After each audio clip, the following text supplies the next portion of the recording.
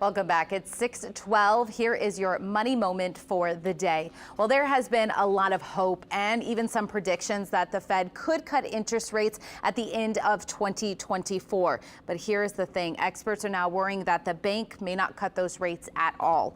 So the prediction has been possibly 2 rate cuts at the end of 2024. That would provide, of course, relief to consumers and businesses who were strained after 11 rate hikes in just 2 years. Well, this is inflation has remained above 3%. In an interview last week, Neil Kashkari, the president and CEO of the Federal Reserve Bank of Minneapolis, said if we continue to see strong job growth, strong consumer spending, and strong GDP growth rates, that raises the question in his mind, why would they cut rates? That it may show that the economy is sustainable as it is. Essentially, if inflation stays as it is, we may not see any rate cuts anytime soon. I know that's not the news anybody wanted to hear. Okay, the dirty dozen tax scams. What we're talking about here is April 15th, of course, is the tax deadline, so we're just around the corner.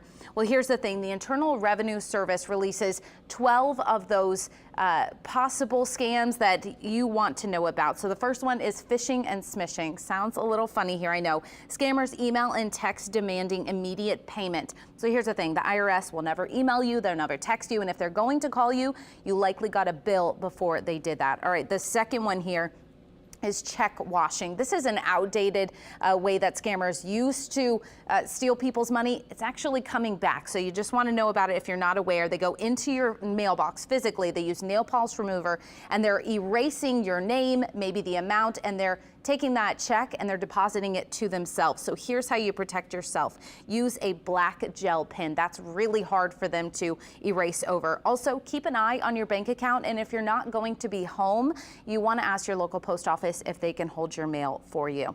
All right, the next one here we have is that scammers will offer help setting up your online IRS account.